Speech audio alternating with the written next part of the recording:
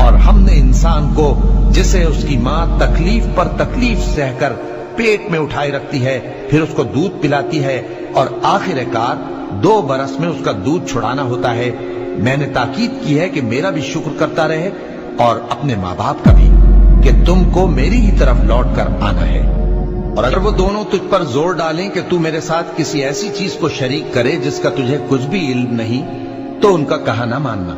ہاں دنیا کے کاموں میں ان کا اچھی طرح ساتھ دینا، اور جو شخص میری طرف رجوع لائے اس کے رستے پر چلنا، پھر تم کو میری طرف لوٹ کر آنا ہے، تو جو کام تم کرتے رہے ہو سب سے تم کو آگاہ کر دوں گا۔ اور ہم نے انسان کو اس کے والدین کے ساتھ بھلائی کرنے کا حکم دیا،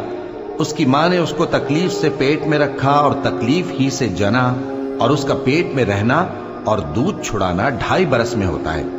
یہاں تک کہ جب وہ پختہ عمر کو پہنچ جاتا ہے اور 40 برس کا ہو جاتا ہے تو کہتا ہے کہ اے میرے پروردگار، مجھے توفیق دے کہ تو نے جو احسان مجھ پر اور میرے ماں باپ پر کیے ہیں ان کا شکر گزار بنوں،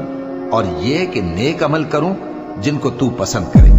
اور میرے لیے میری اولاد کو نیک بنا دے، میں تیری طرف رجوع کرتا ہوں اور میں فرما برداروں میں ہوں۔ یہی لوگ ہیں جن کے اعمال نیک ہم قبول کریں گے اور ان کے گناہوں سے درگزر فرمائیں گے، اور یہی اہل جنت میں ہوں گے۔ یہ سچا وعدہ ہے جو ان سے کیا جاتا تھا۔ اور جس شخص نے اپنے ماں باپ سے کہا کہ میں تم سے بیزار ہوں، کیا تم مجھے یہ بتاتے ہو کہ میں زمین سے نکالا جاؤں گا، حالانکہ بہت سی قومیں مجھ سے پہلے گزر چکی ہیں؟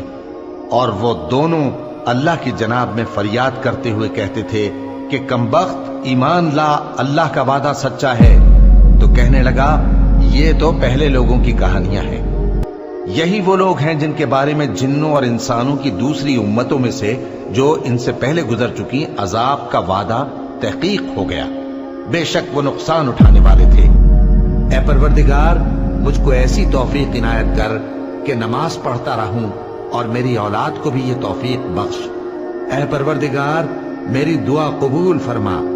اے پروردگار، حساب کتاب کے دن میری اور میرے ماں باپ کی اور مومنوں کی مغفرت کیجو۔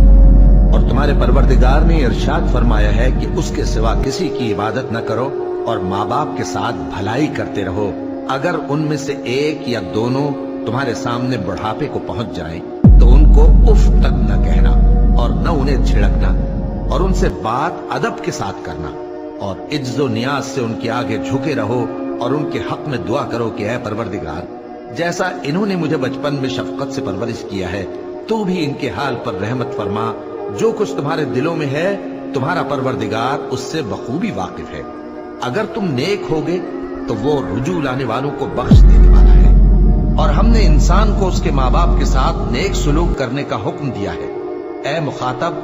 اگر تیرے ماں باپ تجھے مجبور کریں کہ تو میرے ساتھ کسی کو شریک بنائے جس کی حقیقت کی تجھے واقفیت نہیں،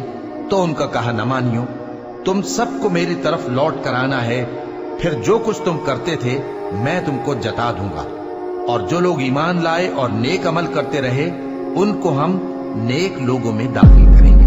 اے پروردگار، مجھے توفیق عنایت کر کہ جو احسان تو نے مجھ پر اور میرے ماں باپ پر کیے ہیں ان کا شکر کروں، اور ایسے نیک کام کروں کہ تو ان سے خوش ہو جائے،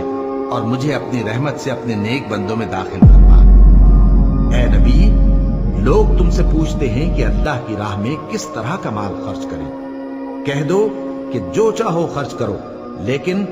جو مال خرچ کرنا چاہو وہ درجہ بدرجہ اہل استحقاق یعنی ماں باپ کو اور قریب کے رشتہ داروں کو اور یتیموں کو اور محتاجوں کو اور مسافروں کو سب کو دو، اور جو بھلائی تم کرو گے اللہ اس کو جانتا ہے۔